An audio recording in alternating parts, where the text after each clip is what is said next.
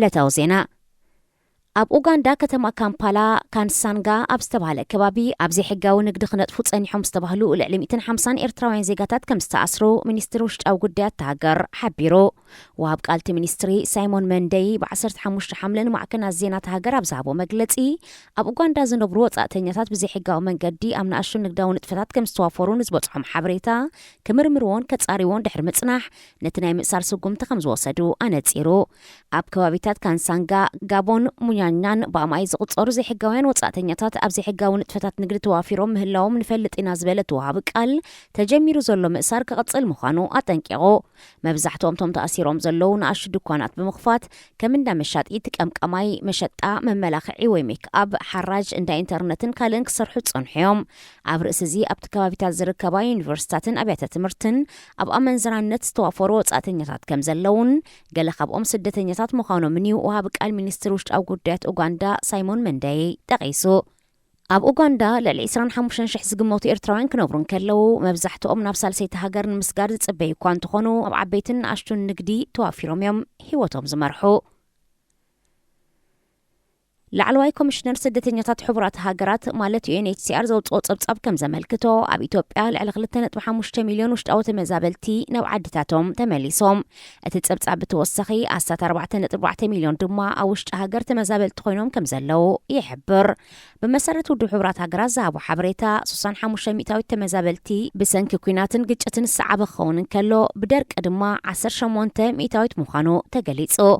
መስርሕ ምምላስ ተመዛበልቲ ካብ ክልል ናብ ክልል ዝተፈላለየ መስርሓት ዘለዎ ኮይኑ ውድብ ሕቡራት ሃገራት ብዘቐመጠ ቁጽሪ መሰረት ኣብ ክልል ትግራይ 967,257 ሰባት፣ ኦሮምያ 137,230 ኣብ ክልል ኣምሓራ ድማ 951,931 ተመለስቲ መዝጊቡ።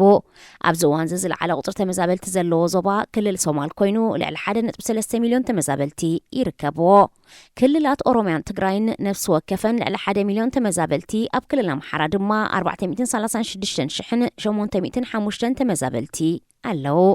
ትካል ስደተኛታት ውድብ ሕቡራት ሃገራት ማለት UNHCR ኣብ ዘውፅኦ መግለጺ ብደረጃ ዓለም ብኩናት፣ ስደት፣ ዓመፅን ገሰስ ሰብኣዊ መሰላትን ዝተመዛበሉ ሰባት ኣብ መወዳእታ ወርሒ መስከረም 2023 ልዕሊ 114 ሚልዮን ከም ዝበጽሐ ገሊጹ ነይሩ።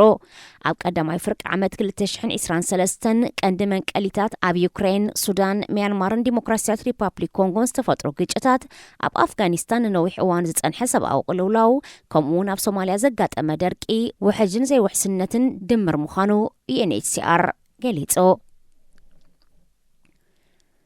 ኣብ ግጭት ሱዳን ካብ ዝቆሰሉ ሓደ ሲሶ ደቂ ኣንስትዮን ትሕቲ 10 ዓመት ዝዕድሚኦም ህጻናትን እዮም ክብል ሓካይም ብዘይዶብ ማለት MSF ትማሊ 16 ሓምለ ኣብ ዘውፅኦ መግለጺ ሓቢሩ። MSF ብተወሳኺ ትካል ሕቡራት ሃገራትን ኣህጉራዊ ጉጅለታት ረድኤትን ነቲ ዘሎ ቅልውላው ንምፍታሕ ክተሓጋገዙ ጸዊዑ። ኣብ ዝሓለፈ ዓመት ሚያዝያ ኩናት ካብ ዝጅምር ኣብ መላእ ሃገር ብዓሰርታት ኣሽሓት ዝቑጸሩ ሰባት ተቐቲሎም። ኩናት ኣብ ሱዳን ኣውርዲዎ ዘሎ ዕንወት ብቐሊሉ ዘይግለጽ እኳ እንተኾነ ኣብ መዕለቢኡ ንምብጻሕ ዝግበር ተጨባጢ ጻዕሪ ብዘይምህላው ግን እቲ ኩናት ብሕጂ ክሳብ ክንደይ ክጸንሕን እንታይ ዝያዳ ዕንወት ከውርድን እዩ ዝያዳ ኣሸቓሊ ኮይኑሎ። ዝኸበርኩም ሰማዕትና ዜና ኣብ ዝተፈጺሙሎ